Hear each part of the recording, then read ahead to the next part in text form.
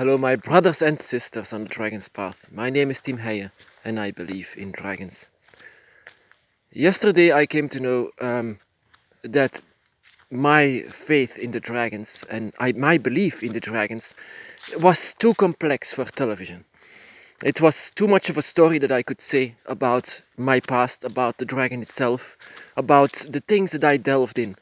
I delved into deeper reasons why the dragon is here, what I could feel. There is so much to it. I even wrote books about it.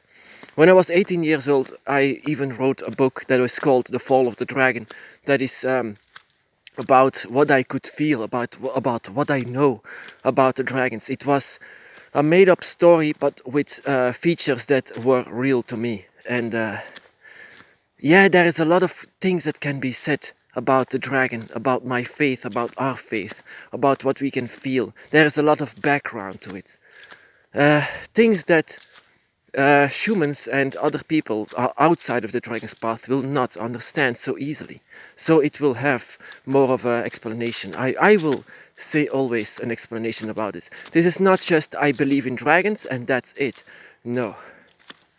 There is so much to it. The Fall of the Dragon is based on what I could feel. That is my book that I wrote, like I said. And then, for example, that is a very good example. That is my main goddess. That is Tiamat, the Babylonian figure. Tiamat. What kind of a story she has to tell us? I mean, her background alone, my goddess, and that is just one of the three main dragons of my dragon circle. Tiamat, let's delve deeper into her. Tiamat alongside with Pangu. Pangu was the male counterpart of Tiamat. Tiamat is the female counterpart, and that is actually the very same origin story that you can see. So if you put them together, what is the origin of Tiamat and Pangu? Those are the dragons of the earth, but in the old times they were made by the universal astral planes. They were the god and the goddess of life. They were the god and the goddess of chaos and order. Chaos for Tiamat and order for Pangu. Pangu, the dragon god of the Asian countries, and Tiamat, the goddess of Babylonia. But the origin story was the same. They came to Earth just like that, and they just made the Earth like it is now. They had children. A lot of them, a lot of children. They had serpents and dragons that were their children. Together they had a lot of children, but also other dragon gods were their children, like Leviathan. Leviathan was their son. Leviathan was the strongest of them all, the strongest and most dark of them all. He swam in their blood, the blood of Tiamat and Pangu. Their blood became the oceans of the earth. Their blood, and there is where Leviathan ruled. Leviathan is even known in the Christian Bible as the dark half of God. He is God itself. He is the master of the waters. He is the dark serpent. A lot of brothers and sisters have him as the main god of their path, and their strongest element is, of course, the waters. But that is not all. All the other dragon gods are also children of Pangu and Tiamat. They were the first dragons of all. They came here before everything was alive, before the dinosaurs, before the waters, because their water is the blood of the earth. Tiamat, for example, was killed by jealous other gods of the astral plane. I forgot the name what it was, but they first killed her husband that she was in love with, and out of pure rage she and her children came into battle against the false gods, and then they tore her in two and threw her on this rock, which now is Earth. Pangu's story is more gentle. He was born out of the Big Bang. he was born out of Big Bang and came into this earth and created the mountains when he fall down. And then when he eventually made this earth like it is now, he fell into a deep sleep and fell into the earth. Um, he sunk into the earth just like Tiamat, and his blood became the waters, and his hair on his body, his scales became the forests, and life on his body became the animals and everything we see.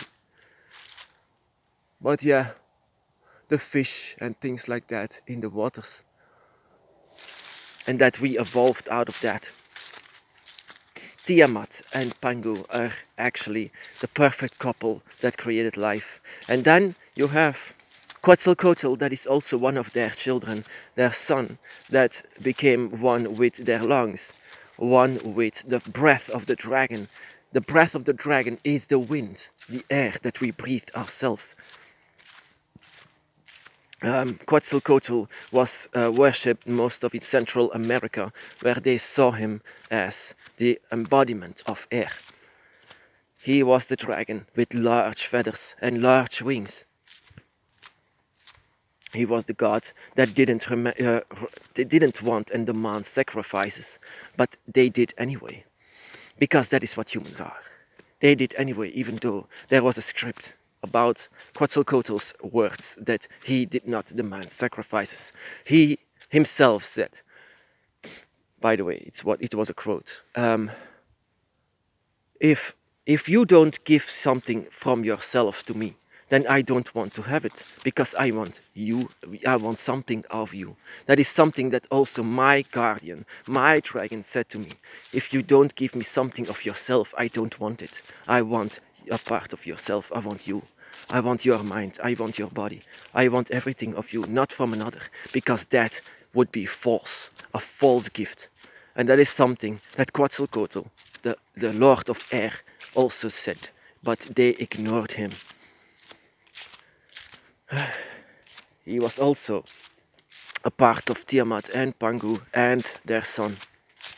And he was also responsible for life on Earth. And finally, the heat of the dragon, that was Fafnir, that came as one of the last ones that they had. And he became the Lord of Fire, the Lord of Fierceness, the Lord of the heat of the sun itself, that is shining on the earth.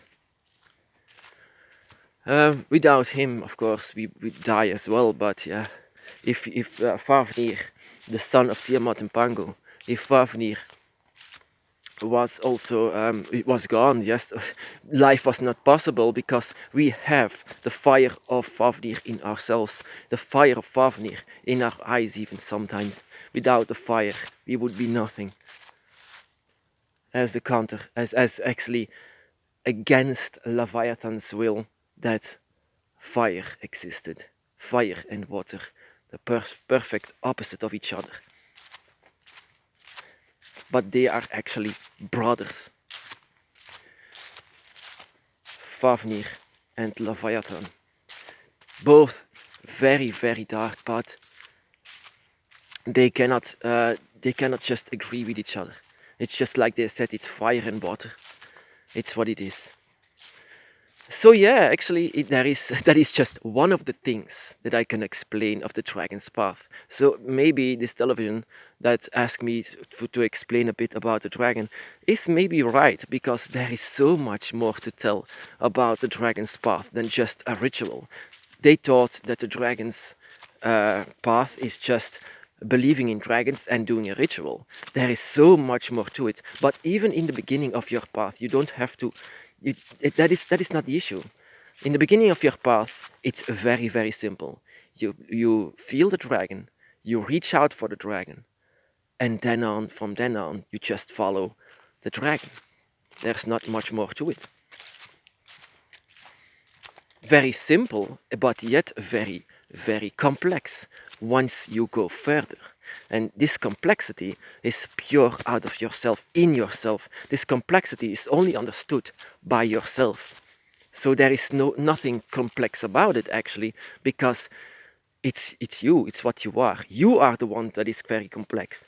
You are very difficult to describe by other people outside of the dragon's path, and only maybe brothers and sisters can understand what this is, but they have their own complexity to deal with, their own path to deal with, because we all have a different path.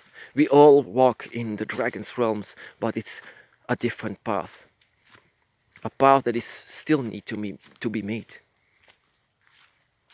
The dragon god is in itself something with a large history, a large mythology that you could explain. Books, thick books that you should read about these four elemental gods, and all the other names, all the names that they had in history, all the things that they did, the embodiment of Earth itself and all of its creatures. That is all because of the dragon gods. Can you imagine that? Now, these days, they just don't know that.